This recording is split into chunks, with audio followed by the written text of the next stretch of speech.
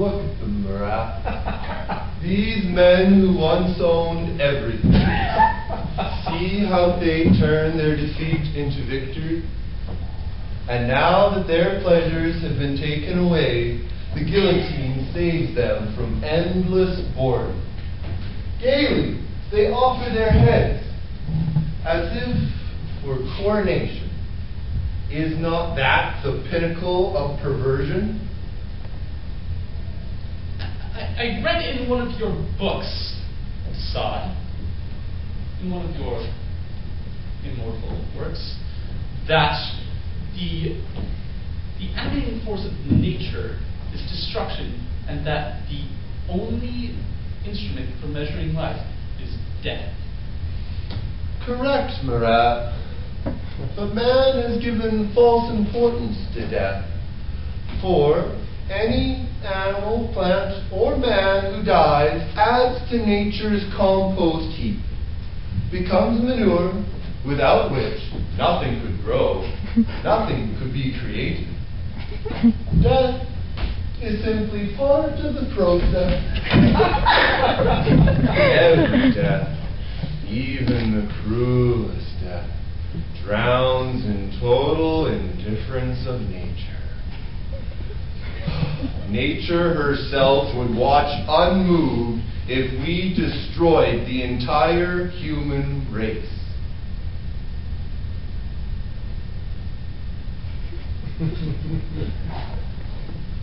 I hate nature, this passionless spectator, this unbreakable iceberg face that can bear everything. This goads us to greater and greater acts. But even though I hate this goddess, I see the greatest acts in history have followed her laws. Nature tells a man to fight for his own happiness, and if he must kill to gain it, why then the murder is natural. We must reproduce. We must destroy. The balance must be kept. Haven't we always beaten down those weaker than ourselves? Haven't we experimented in our laboratories before applying the final solution? Man is a destroyer. But if he kills and takes no passion in it, he is a machine. He should destroy with passion, like a man.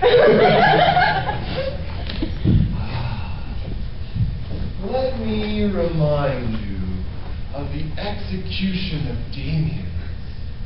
Remember how he died?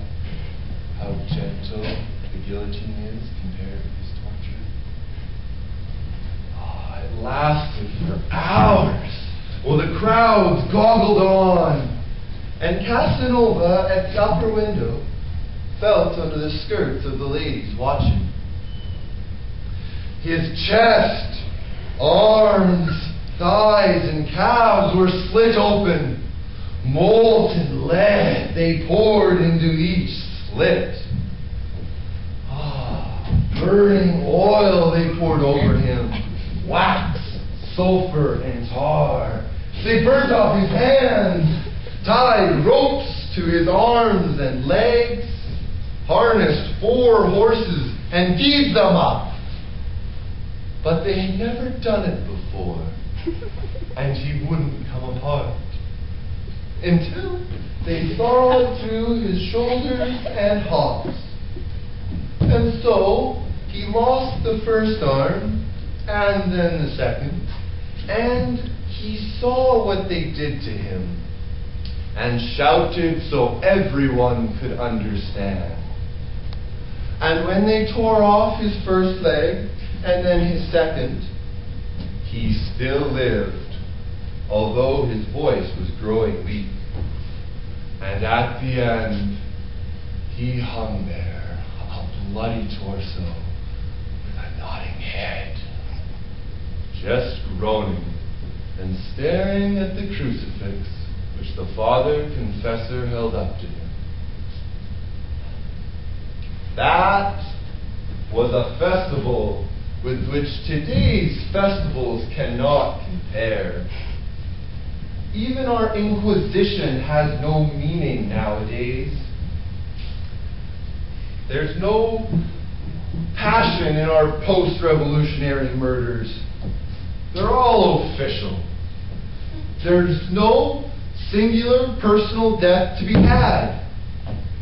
Only an anonymous cheapened on a mathematical basis until the time came for all life to be extinguished.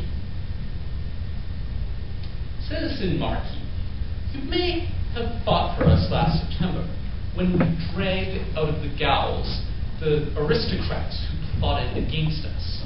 But you still talk like a grand seigneur, and what you call the indifference of nature is your own lack of compassion. Compassion? Now, Marat, you are talking like an aristocrat. Compassion is the property of the privileged class. When the pitier lowers himself to give to a beggar, he throbs with contempt. To protect his riches, he pretends to be moved. And his gift to the beggar amounts to no more than a kick. No, Marat, no small emotions, please.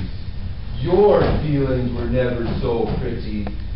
For you, just as for me, only the most extreme actions matter.